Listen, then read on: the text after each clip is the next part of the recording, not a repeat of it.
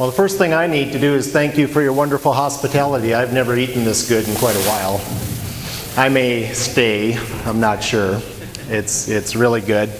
And just visiting with the people here, I've really been impressed with your group. I've been impressed with your enthusiasm.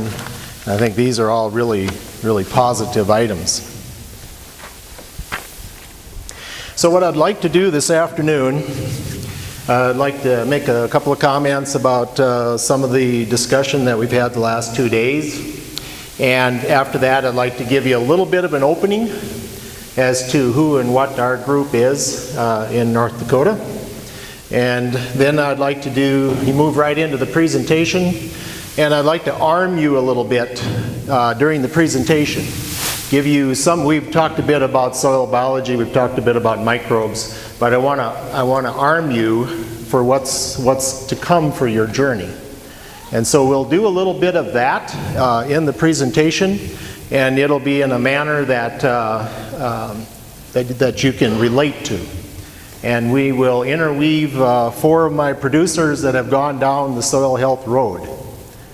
And when we look at those 4 producers, we'll have the biology analysis of what they're doing.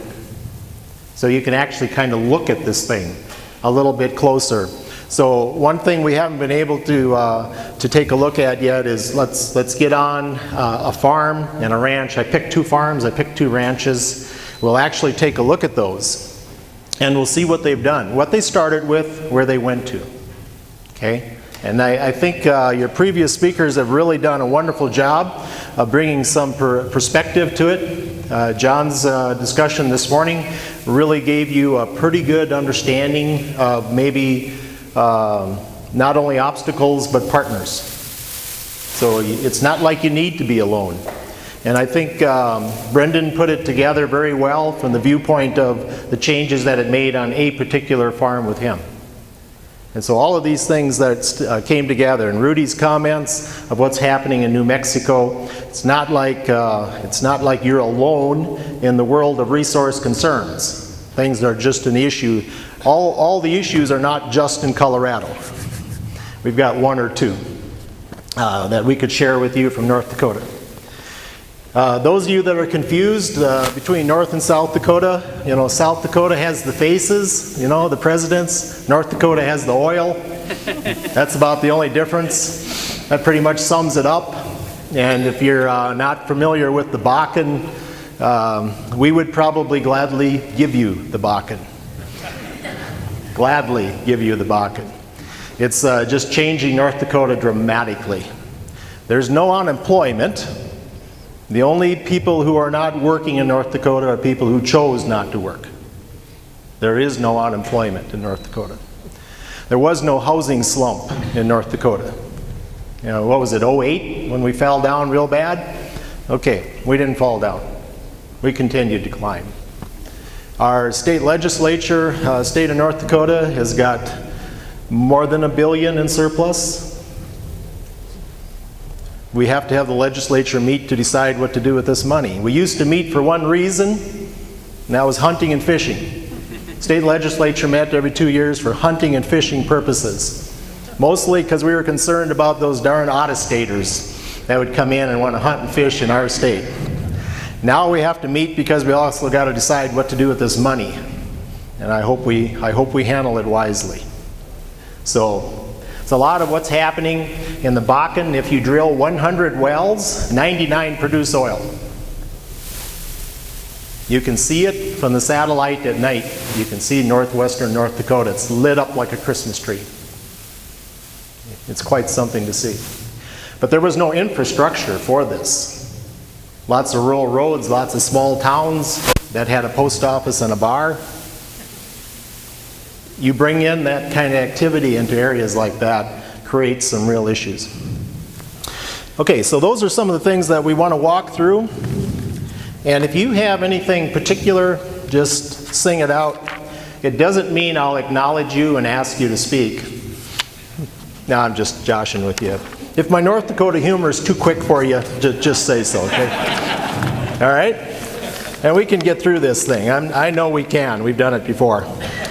I made a couple comments that I wanted to just dwell on, like I mentioned with some of the speakers. One of the things that caught my attention was when, I believe it was Brendan said that he was going to put, or has put, compost down with the cover crop. They went together. What possible reason would you do that? Think about that. Think about that. What are you doing there? You got it.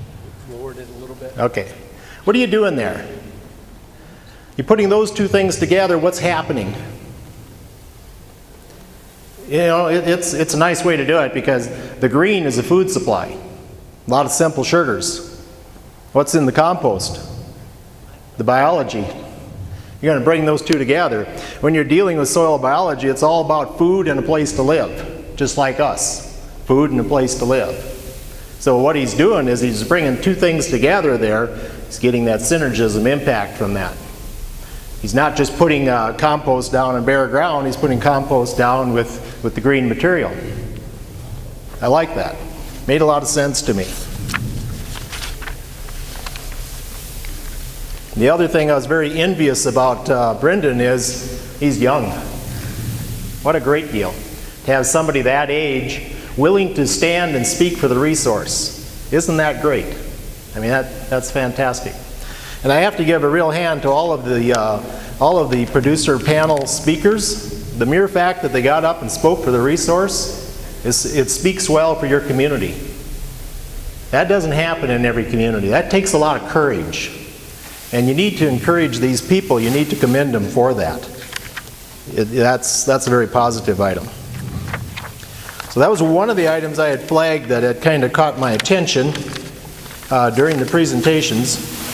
I thought how good that was. Another one that Brendan had put in place that makes a lot of sense. He at one time was doing full fertility on the potatoes. Now he went to the more carbon-based. Okay, when you do full fertility for a crop, whether it's potato or whether it's wheat or whether it's corn, you're putting full fertility down. Can the plant use all that fertility at one time? Can't. It's impossible. The old analogy was it's kind of like giving a steak to a baby.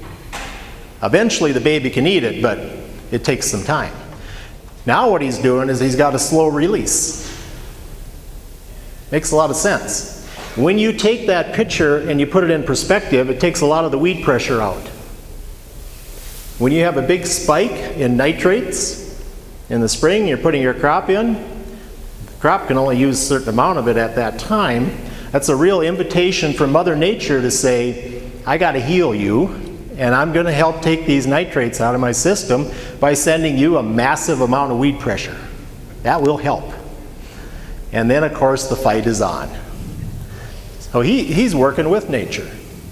He changed that whole perspective, turned it around. He's working with nature. Does that not make sense?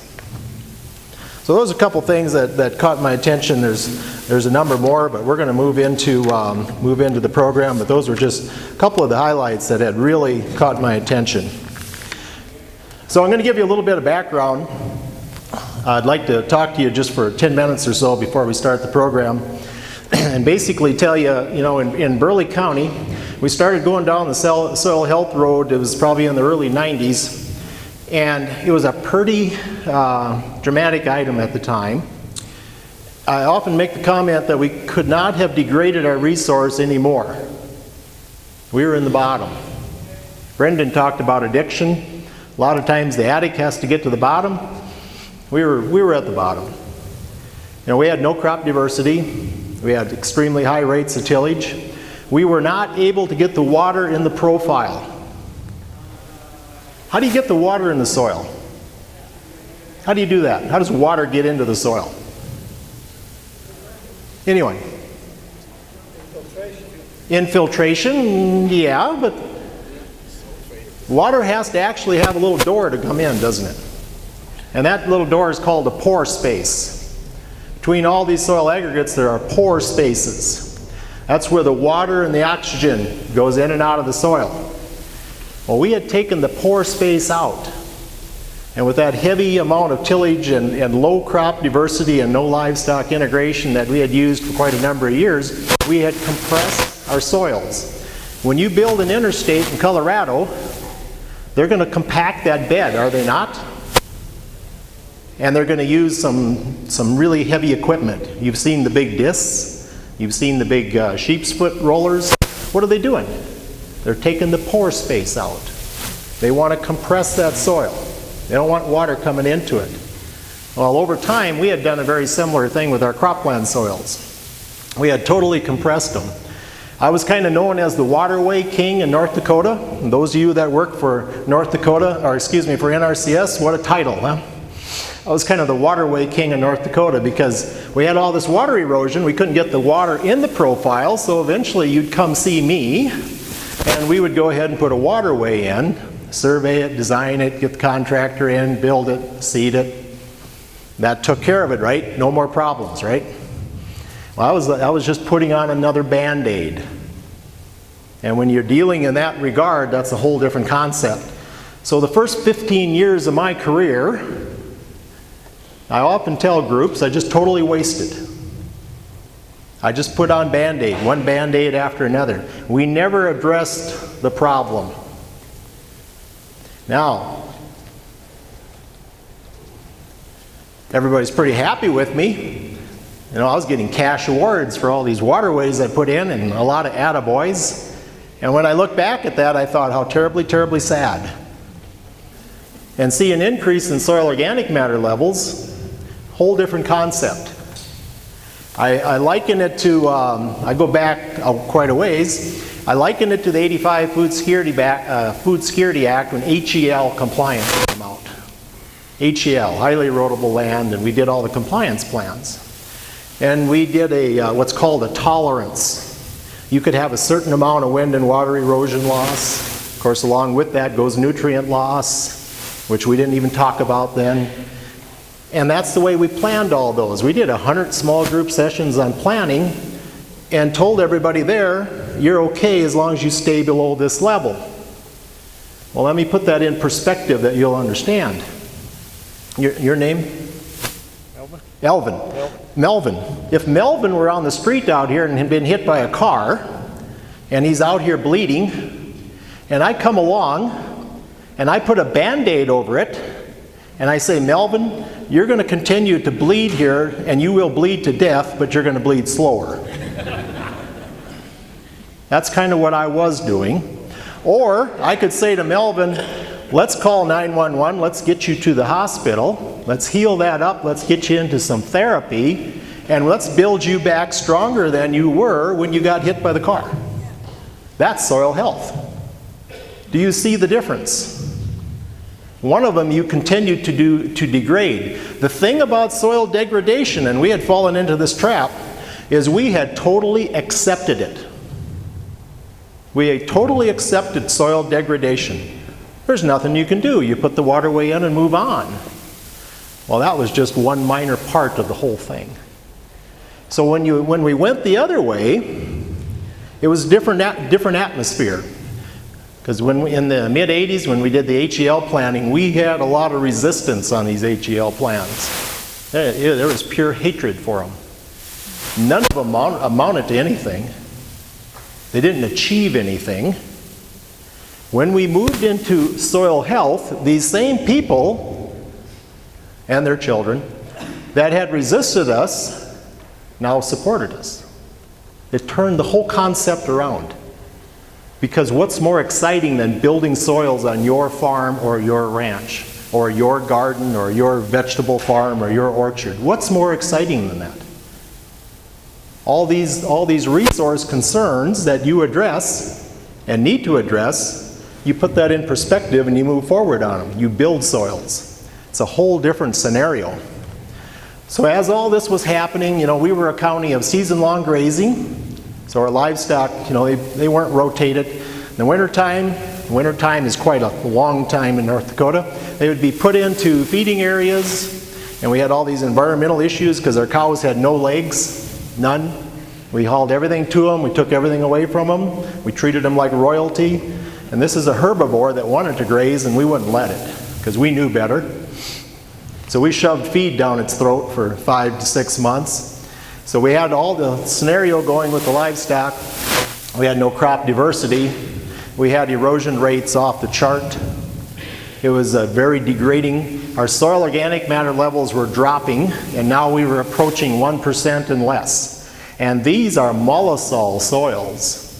Mollisol soils, they're prairie formed. They're deep, they're rich. Ours weren't. So we needed to change this whole scenario because we could not continue to degrade. So I'm going to walk you through a presentation here that kind of shows the results of what happened when we finally got on board and we moved together as a team. And we'll move into a little bit on the biology, and we'll interweave this whole thing as we move to the other end. And if you got a comment, got a question, let me know and we can go ahead and take a look at whatever. So connecting some pieces, let's try to do that today. This is my beginnings. I grew up in the prairies, went to a single room schoolhouse. We had 8 grades in there, 1 room, 1 teacher. Teacher had a bench up front, held 3 to 4 students. There weren't more than 3 in any one class, so we had a little extra room. There was no bullying in this school. As a first grader, when I was done at the teacher's bench, I had to go sit on the knee of the 8th grader. And then he would take me through my lesson. Numbers, letters. When you do that, as an 8th grader, evidently at noon, you don't want to beat the crap out of this kid because he's just starting to finally get the numbers down.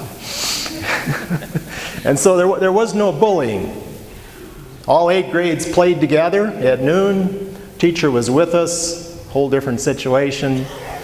I looked at that the other day and I thought, I really got to throw that in because it just, we had some resemblance at that time yet of community.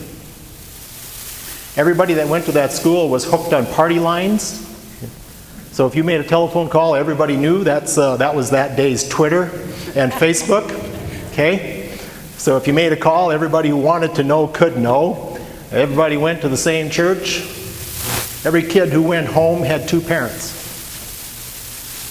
Years later, I look back at that and I thought, how odd I grew up. What an odd environment. And what a unique and special it was. Okay, Bismarck, yeah, it's cold. The average mean temperature in January is 20, and the mean low is about a -1 or 2. And we're about a 16-inch precip zone. So we get 16 inches total for the year, snow and rain. So that's kind of us.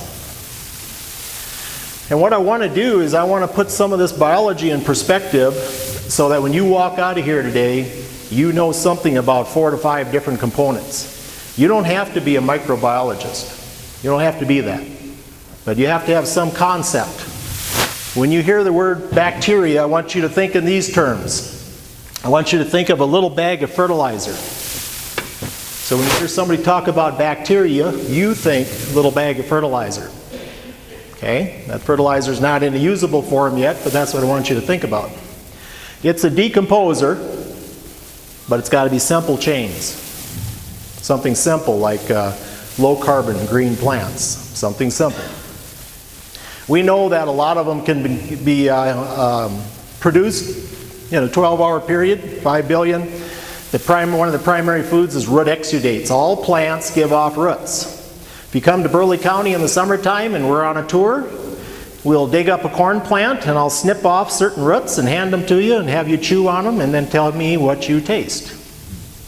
And if I hand you the right roots, you will taste something very sweet. That's the plant giving off root exudates. Why is the plant doing that? Why? Isn't it just losing its sugars? It's attracting the biology to it. This has been put together by somebody a lot smarter than all of us and who has a pretty big perspective. And so consequently, over millions of years, the plants and the biology evolved together. So what better way than to hand you a corn root on a tour, ask you to chew on it for a moment and tell me what you taste. They usually say it tastes like a pea or it tastes like sugar. That's normally what you'll hear from them. It's an excellent example on how to get an understanding of this. So, bacteria, little bag of fertilizer. We all got that one. Fungi. There's two main types I want you to think of. Saprophytic. These are the guys that decompose all of your high carbon material. All the high carbon material. When you do corn harvest and that stalks are laying on the ground, the bacteria is no good. Saprophytic fungi. They can break the complex chains.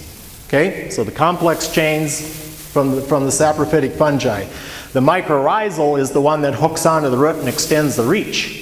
So you think of those two items and think of them as little bags of fertilizer, just like bacteria. So now we know that those two components are like little bags of fertilizer waiting to be converted. We also know they're decomposers. We also know the fungi and the plant together make the glomalin. They make the glue. That is why this is still hanging together. If it didn't have the glomalin in it, it wouldn't be there. This one came out of a tilled field. Fungi don't like tillage. There's your result. Okay? It's a good illustration. You try to minimize that tillage. Protozoa. Now you're looking at one of the bigger guys. Now think of the biology like a jungle. What happens in the jungle? The big guys do what to the little guys? They eat them. Excellent. Protozoa is going to eat them. It's going to eat those little bags of fertilizer. It's going to eat the bacteria. It's going to eat the fungi. And they got different carbon-nitrogen ratios. So it will excrete that nitrogen in a now usable form. What's that concept called? What do we call that? In agronomy, it's called mineralization. But when you break it down, it's the big guys eating the little guys, putting it into a usable form.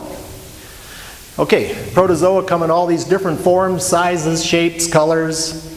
That's because in the soil, all the bacteria is in all these little nooks and crannies, and in order to move, you got to have some differences. So the more diversity there is, the better that all works. The nematodes, they think of them as little worms, but again, they're big guys. So these big guys, like the protozoa, are going to harvest on the bacteria and the fungi. Think of them as the big guys. There's lots of kinds. There's herbivores, bacteriivores, fungivores. Some of them are not perceived as good. Some of them are.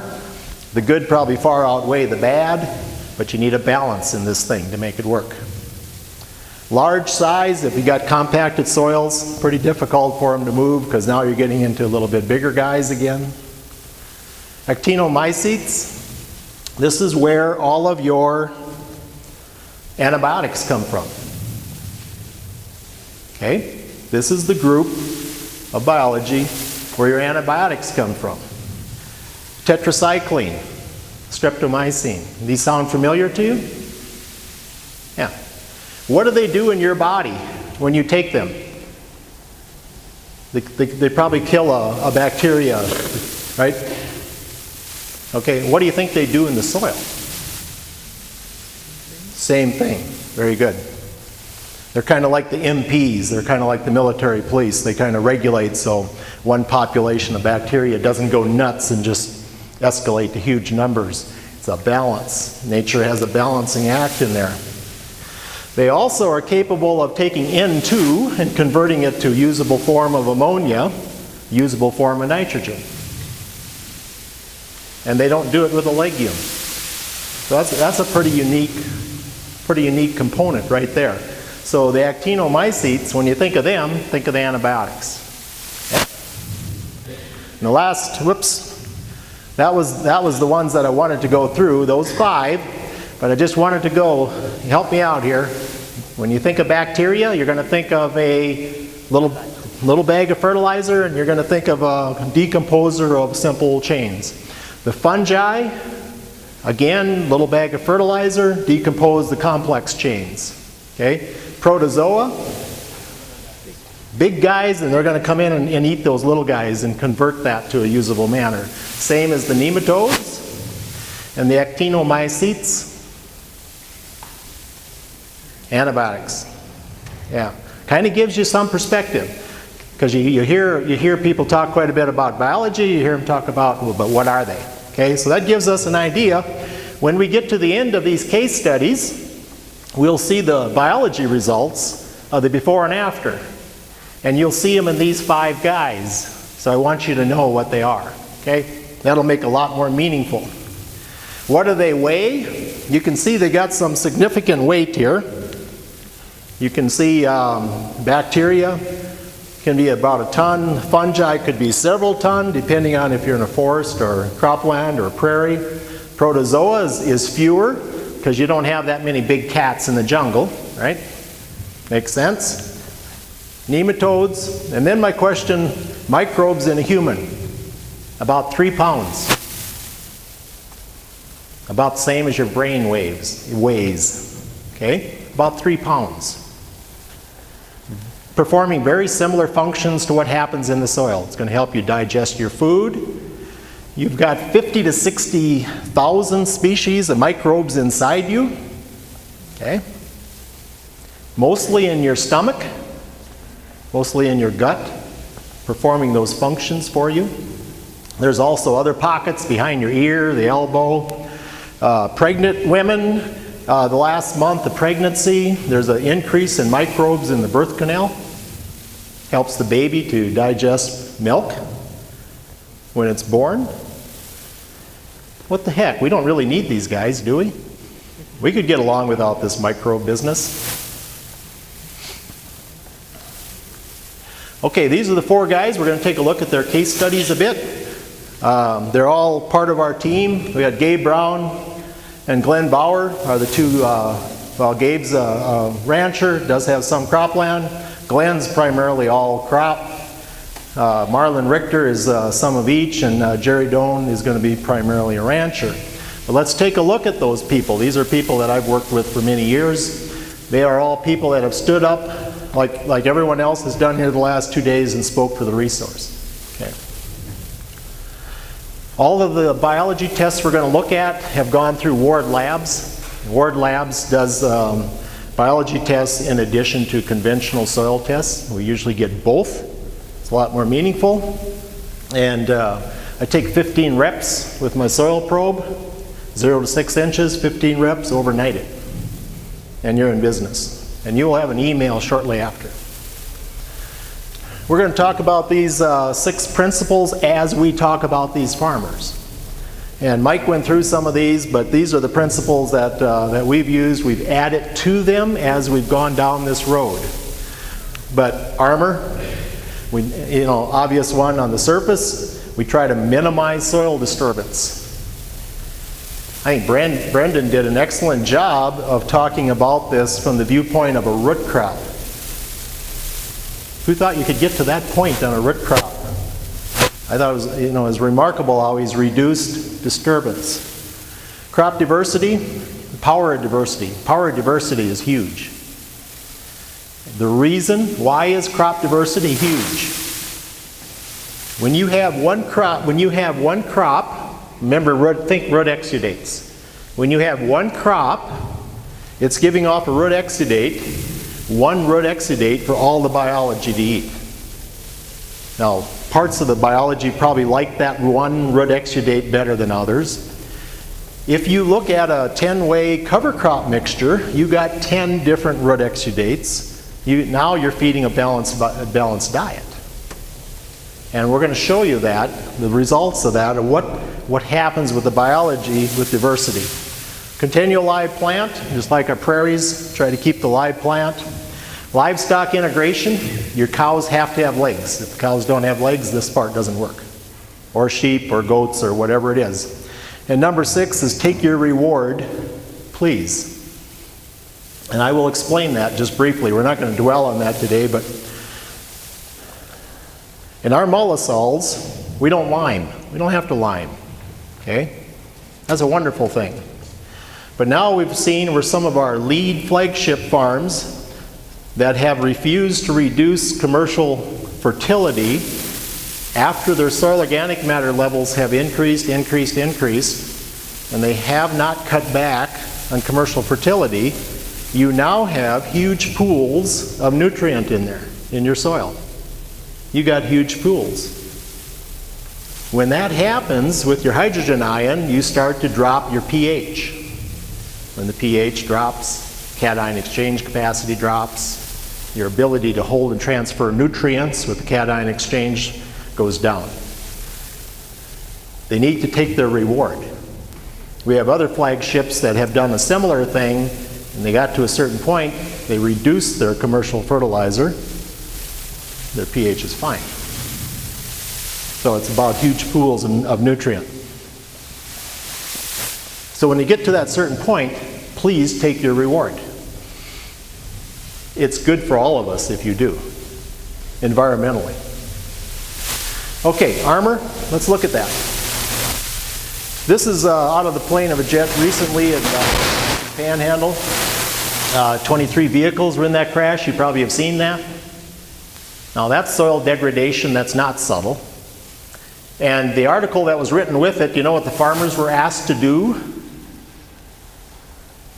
Anybody want to guess? Till it.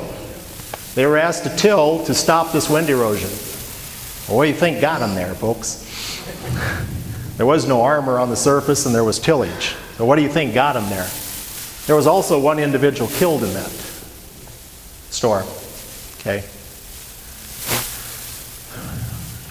It's 2013. Does everybody agree? It's 2013, and in this nation, we cannot stop wind and water erosion. We can take a picture of it out of a jet. We can take a picture of it out of a satellite from space. We just can't stop it. Does that seem odd to you? It's 2013. What can't we do? We can't stop wind and water erosion. That's a degrading resource. You cannot build soils if you have wind and water erosion. You cannot build them. That's like Melvin still bleeding. Now since I put the Band-Aid on him, he's bleeding slower, and he's kind of trashing around out there on the street in a lot of agony, and he's only going to live a few more hours, but he's still alive. I kind of helped him, right?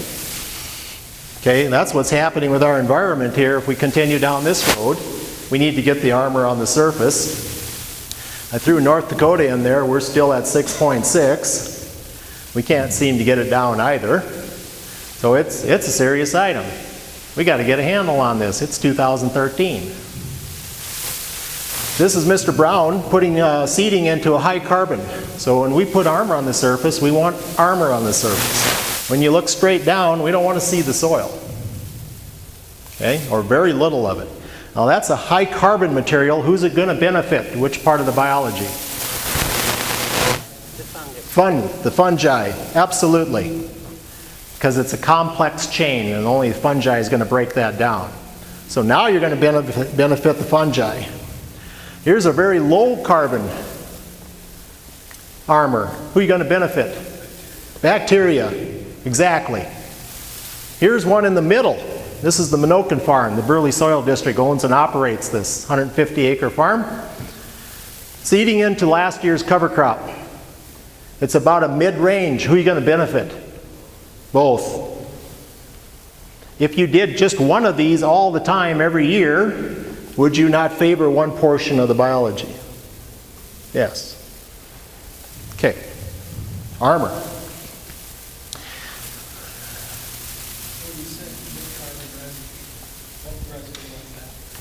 The question was mid-carbon. The very first one, the high carbon, was probably about a 60-to-1 carbon-nitrogen ratio. The low, the green was probably a 15-to-1. The mid is probably going to be somewhere around 30. The beauty of a cover crop mixture is you can adjust the carbon-nitrogen ratio. That is one of the big tools of what it allows you to do. When you can adjust the carbon-nitrogen ratio, you can do some things that we never could do before. Before, if you used a cover crop, whatever that monoculture was, that's what your carbon-nitrogen ratio is. Here, with the cover crop combination, you can look at it and say, what do I want for a combination? In order to get to the bottom of that, you need to know what the carbon-nitrogen ratio is of the soil. Because whether you are being buried or whether you are putting straw on your land, whatever, everything decomposes down to the soil, to the carbon-nitrogen ratio of the soil, which is what? It's roughly a 10 to 1. How do you know this? Let's look at what the soil organic matter, 1% soil organic matter, is 10,000 pounds of carbon and 1,000 pounds of nitrogen. Now, I went to high school in Strasburg, North Dakota. That's home of Lawrence Welk. And there we learned that if you got 10,000 pounds of carbon and 1,000 pounds of nitrogen, that's a 10 to 1 carbon-nitrogen ratio. That's why when you take an 80 to 1 wheat crop and lay it on the surface, it takes longer to decompose than if you take a 20 to 1 pea crop. Okay? So everything, you can talk about carbon-nitrogen ratio till you're blue in the face, but if you're not familiar with the 10 to, that your soil's at a 10 to 1, sometimes you can find 11 to 1. If you aren't aware of that, it doesn't do you much good, because that's what you're decomposing down to. You got to get to that point. Okay? So that's your carbon and your nitrogen. And then earlier today, John asked how much soil weighed in a foot. Well, this is the old furrow slice, which is half of that. It's 2 million pounds. So John says 4 million pounds in a foot. Yeah, he's dead on. That's what it weighs. Okay?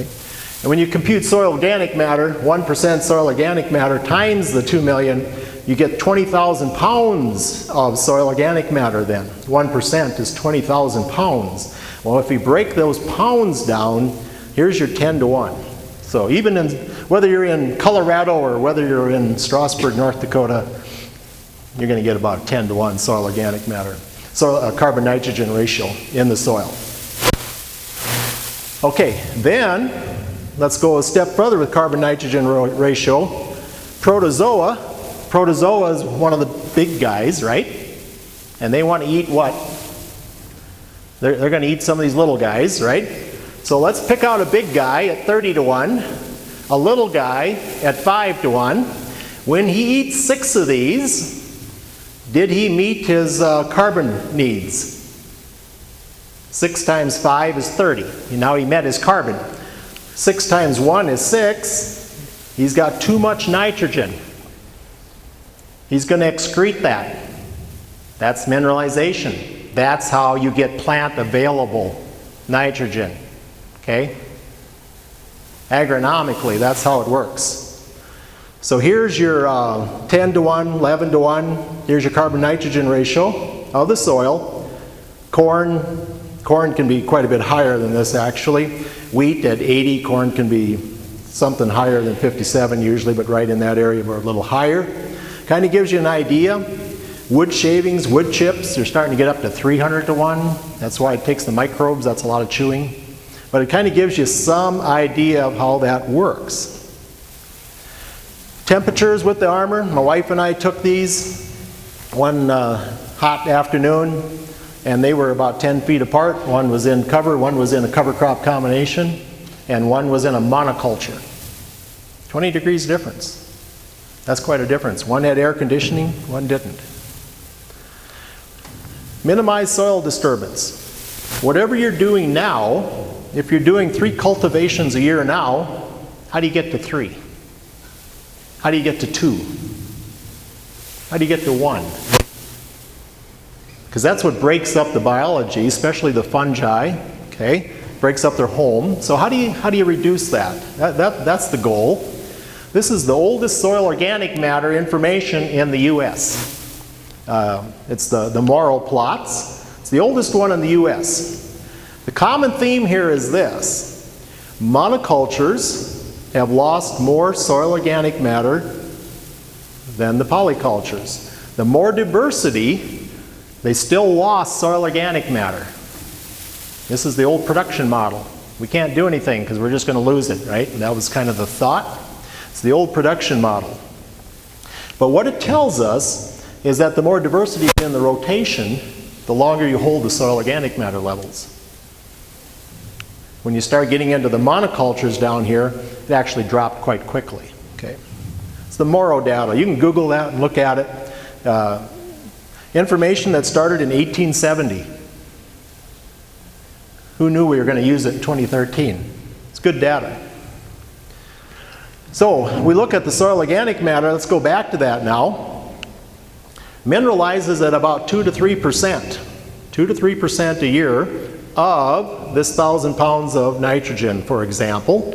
So that's 20 to 30 units of N. So if you got 1% soil organic matter, you can expect 20 units of N mineralized throughout the growing season. It's not a stake available for a baby on the day of planting. It slowly mineralizes. Okay? That's the beauty of it. A big rain doesn't flush it. So when we look at nutrient management, this is a big key item in nutrient management. Now, what happens with soil organic matter in your bucket to hold water? As you increase soil organic matter, your bucket to hold water gets larger, your bucket to hold nutrient gets larger. When we started, our bucket was very, very small. You know, we were down there around 1%, so we were not holding much water nor nutrient, either one. Okay? So if you look at this situation and you take 2% and you go to this loam, if you can move from 2% to 3%, now you hold an extra ½ inch of water. That's a lot of water. And we also just looked at the nutrient. So if you go from 1 to 2% on the nutrient, you're going to be, instead of mineralizing 20 to 30 units of N a year, you're going to be mineralizing 40 to 60 units of N a year. Big difference. Now you start to see why, as our soil organic matter levels climbed with these farmers, and those who did not reduce any commercial fertility when they started getting into the higher levels, you can see why that's an issue. Okay, there comes a point. We never thought we'd get to that point. This is Gabe Brown's soil organic matter levels. These are interesting because this is a cropland field that has very little livestock, 3.5%. Now he started out around 1.7 to 2 when he started. This field's at 3.5. This cropland field gets quite a bit of livestock on it. This one's at 5. This is his native rangeland. That's at 7.2. We got a ways to go. Because native rangeland is kind of our template, and even that we feel we can do better on because that was degraded as well. But it kind of gives you an idea of where this thing came from.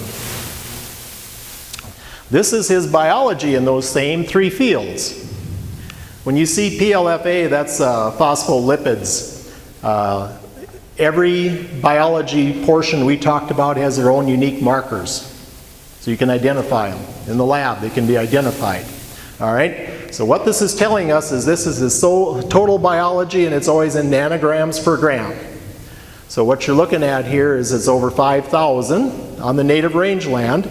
His cropland is in the mid-3s, close to 4. Now, he's taken 90% of his fertility out, and he's taken probably 70% of his herbicides out. Okay? So here's the total bacteria. Correlates with the soil organic matter, correlates with the management. We go to the next page and we look at the total fungi. This is interesting, and Brendan can probably relate to this. When you, ARS at Brookings just did this study on fungi. That's what we're talking about here. Fungi spores in rangeland are way up here. Fungi spores in cropland are way down here. Their reasoning is that it was the phosphorus fertilizer that lowered this. So now, if you make a move like Brendan made, he's probably going to gain that fungi back because he's put it in a position for it to happen. And here's the protozoa. We know there's not a lot of them, but again, there's quite a difference in the 2 cropland fields and, of course, the native rangeland field. So it gives you some idea what's happening. He came from areas of around 1.7 to 2%, somewhere in there, for beginning soil organic matter levels, and now he's got fields that have hit 5. Okay, how much cycling of nitrogen can you do on 5% soil organic matter? How many pounds?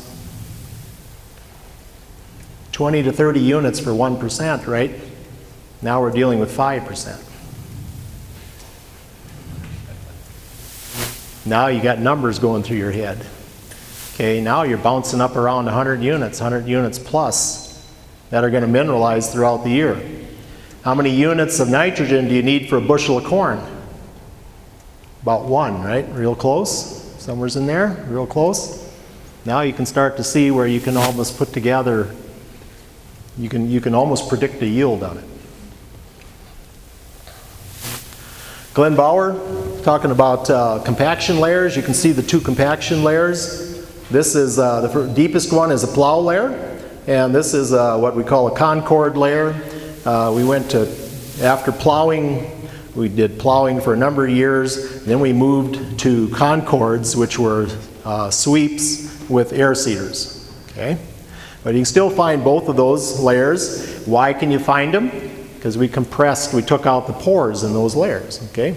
There's no pore space left in them, but we can build that back. Kind of shows it a little better here, and it shows the cover crop impact. You can see where it got stressed when it hit. This plant right here is this one. You can see how it got stressed when it hit those layers. Okay, but we can build those back, but it's a biological process because the microbes build the soil aggregates, and that's what we need to do there: build back the soil aggregates. You've seen this before. Chris Nichols, our microbiologist on our team, did this at the Richter, at Marlon Richter's farm. You can actually see the aggregates here, and the green is the glomalin. Okay? It's about as visible as you can get on it. Similar situation up close. Soil aggregates, pore spaces. Soil aggregates, pore spaces. We're putting the pore space back, allow the water into the profile. Diversity and the power of diversity. This is our garden at the Minokan farm, and we do a garden there. There's no soil disturbance on it. We do the 3 sisters. That's what you're looking at there: corn, beans, squash. We also do potatoes. Not quite like as good as Brendan's, but we try. And so we bring this whole thing together with diversity, and then we do a Soill Health garden tour each summer. Wow. You cannot believe the interest in that. It's unbelievable. And the people who come to it, they don't come alone. They bring their spouse, they bring their kids. It is one great evening. And they want to talk. They want to talk about food security, food health. They want to talk about how they can do more of this on their own. They want to come together and share. It took me a lot of years to figure this out, that we need to add this, but when we added it, it just exploded. 4 crop types. There's 4 major crop types in ag production.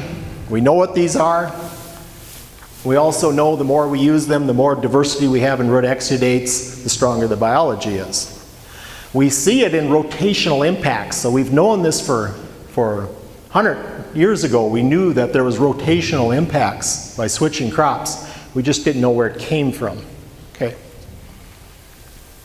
And you know what yours are, and you know what yours are for this part of Colorado with the cool season grasses, the cool season broadleaves, warm season broadleaves, warm season grasses. It's what works in your neighborhood. And the more diversity you have on those, the better. This is covered before.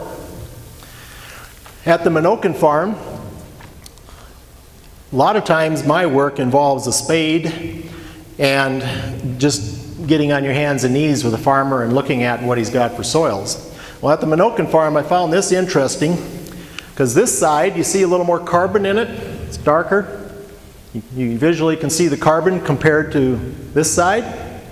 So this one is, it's no-till, it's high crop diversity, cover crops, livestock, no fertilizer. Okay, 4 years and running, no fertility. This one is no-till, low crop diversity, no cover crop, no livestock, but full fertility. Do you see a difference? Do you see the power of diversity? You see the carbon that came in there. This really works good unless the sun burns out. If the sun burns out, this doesn't work. If the sun burns out, we'll have to go to a different system. Okay? It's North Dakota humor, it's okay. Now, here's the biology on those 2 fields. Let's help put this in perspective a little bit. Oops.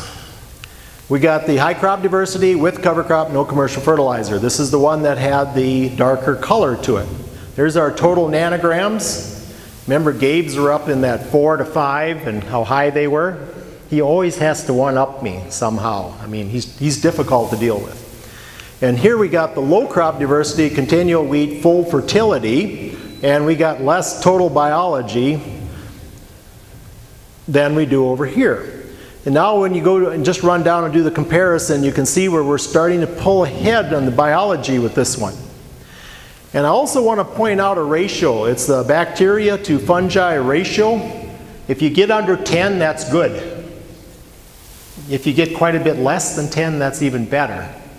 Okay? That's the total amount of bacteria to the total amount of fungi.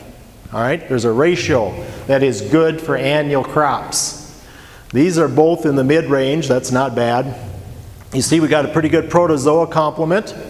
And you can also see where we got enough bacteria where they can come in and consume them. We got some fungi. Our ratio isn't bad.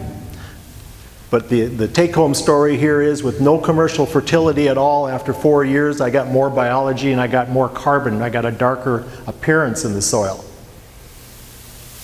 This is Jerry Doan. I'd recommend him for a speaker for you. He's an out-of-the-box thinker with a good sense of humor. And what he has done on his ranch is nothing short of remarkable. He has taken what appeared to be like we were going to be putting in an egg waste system, because you know we're sitting here with hundreds of cows in the riparian area being wintered. But instead, he takes 300 acres of cover crop combinations per year and he plants them into his crop rotation, 300 acres a year. They go on high leach sands, and now he's got these deep-rooted crops bringing up the deep nitrates, so his crop plan got better. The cattle are now taken off of the riparian area in the wintertime, and they are wintered on these cover crops, so we don't have any more issue on the riparian area. Riparian area cleaned up. The cattle are healthier because they're a herbivore and they want to graze. Okay. Before the cattle go out there in the wintertime, the hunting enterprise uses the cover crops, and they also do agrotourism. So the agrotourism uses the cover crops. The hunting enterprise uses them in the late fall. The cattle use them all winter long, and they're performing, and he's connected all these dots.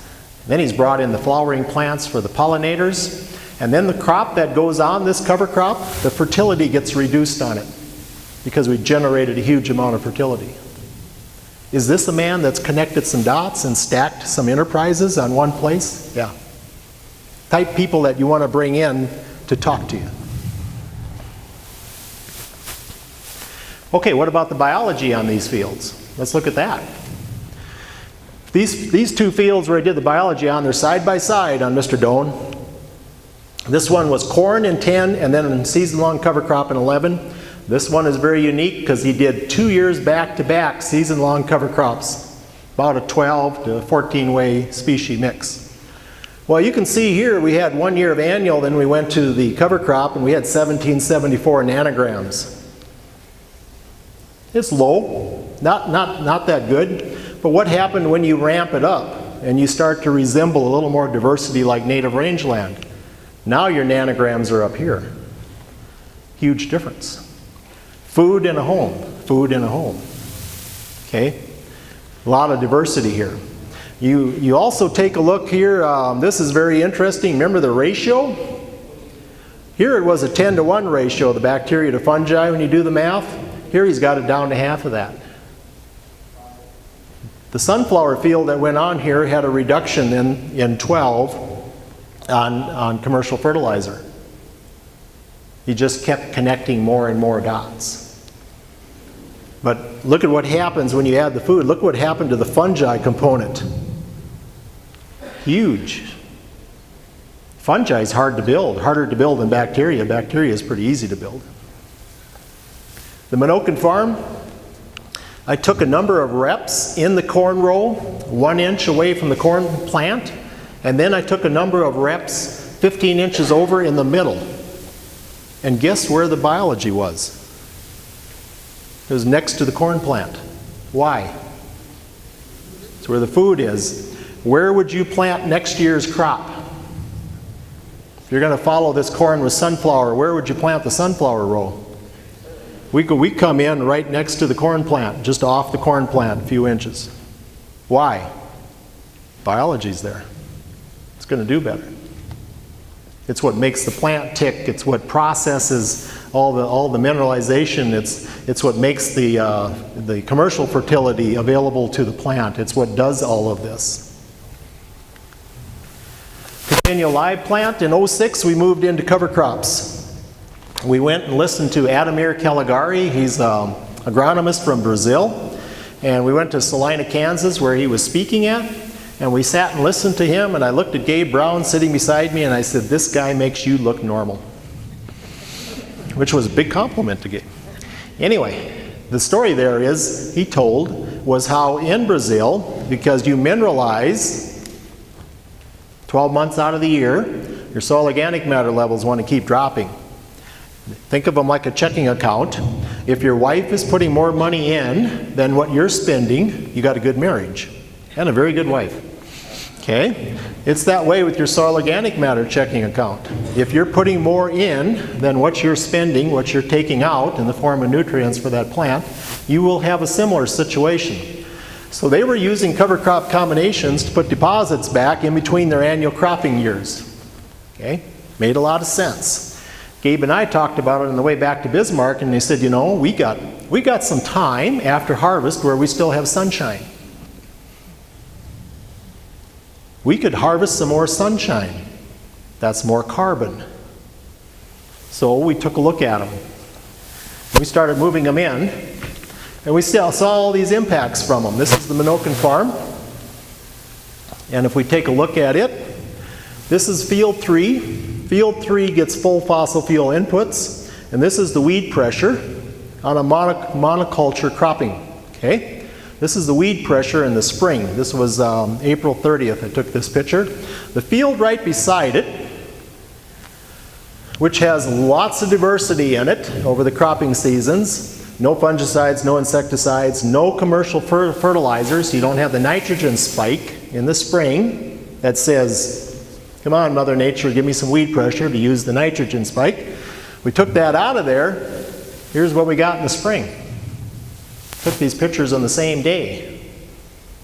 Is there an impact when you bring in diversity and you start looking at this thing differently? Absolutely. That's just integrated pest management. So what do you attribute that to besides the no spike? Well, a big part of it is the nitrogen spike. Another part is your soils are more aerated. When you have compacted soils, Mother Nature is going to give you a lot of weed pressure because the way to get rid of a compacted soil is a live root. So it's going to give you as many live roots as possible. And it doesn't care if you have an annual crop planted out there or not. We need to get rid of the compaction, and we need to get from an anaerobic soil to an aerobic soil. When you get to an aerobic soil with no big nitrate spike in it, things start to show a little differently. But it was outside of our classical production model. We had to educate ourselves. In our board meetings, we set aside 15 to 20 minutes every board meeting to educate ourselves on a component of soil health. It's self-education. And the more we educated ourselves, the more dots we connected. The more dots you connect, the more you bring into focus that you couldn't see before. And the more you go like, my God, I just don't know a whole lot. And I think when you get to that point, true learning, I think, begins. Another example of it on the Richter farm, cover crop the year before, no cover crop.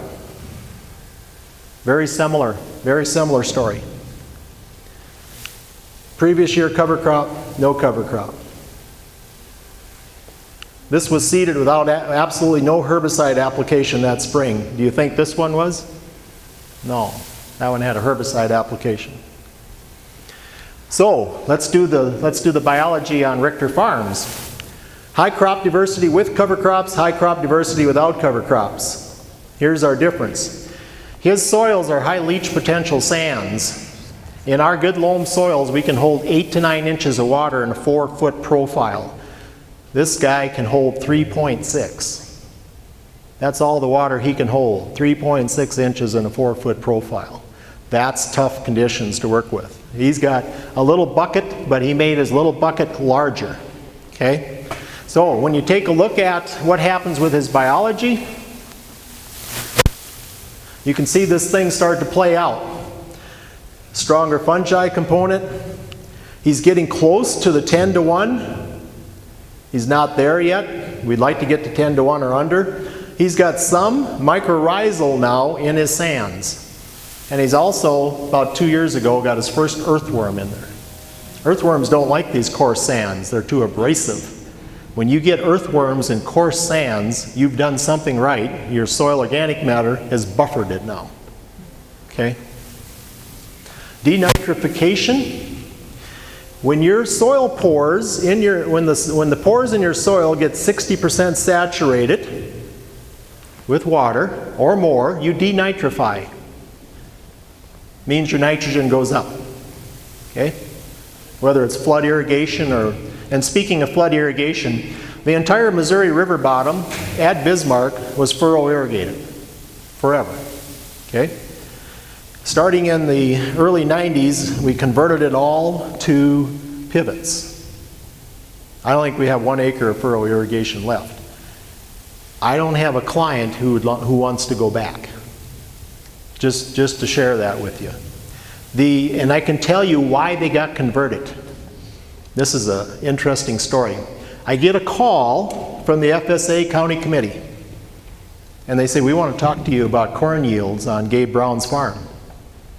I said, definitely. Sat down with them, and they said, his corn yields are exceeding the yields on the irrigation pivots. And he said, that's not possible. I said, well, I said, they're combining today, maybe you want to go out there and ride along. Because what was happening is his corn yields were on dry land in Burleigh County, were bumping up 140, 150 bushels. Our tilled monoculture, heavily tilled monoculture cornfields, irrigated, were doing around 120 to 130. This really created a stir. Within 2 years, we were putting pivots on the river bottom, and the people went into no-till. So, you know, it was a whole different concept of thinking, but once the dry land corn yields challenged the irrigated, the dry land, no-till, high-diversity corn yields challenged the irrigated corn yields, it was game over. And we just switched it over. It was done. This is one that I want you to get your head wrapped around. When you put a 1 unit of nitrogen in your corn for 1 bushel of corn, you need to get past the thought that that's all going into the corn plant. We know this. We know this doesn't happen. This is not new information. We know this. Okay? Ray Weil, Dr. Weil, who is the co-author of Nature and Property of Soils. That's the textbook that most of the university systems in the U.S. use for soils. Came and spoke at our conference a few years ago. This is about 4 or 5 years ago. And his opening remark was, and we got 450 farmers sitting there, and his opening remark was, I think we're all past that stage now where we no longer think that all these units of fertility we're putting on end up in the plant. And he said, aren't we past that now? Got really quiet in there. Really quiet. And so we need to recognize this to give us some understanding. The vast majority of the nutrient that made that corn plant came from the soil, which was the mineralization process we talked about. That's where the majority of it comes from. The rest of it has to go somewheres. In a couple weeks, I'm going to Indiana, going into the heart of tillage and high input monoculture cropping. Why ever would they ask me to come there? It's just asking for a fight, isn't it? They have huge water quality issues. They do not reduce anything. They till monoculture, no cover crop, no livestock integration. Okay? No armor on the surface. Did it concern you this year when our cropping systems across the U.S. collapsed? When the dry land systems, 40% of the world food production is irrigation. 60% is dry land. But within the U.S., when those systems collapsed this summer, did that concern you? Shouldn't have it?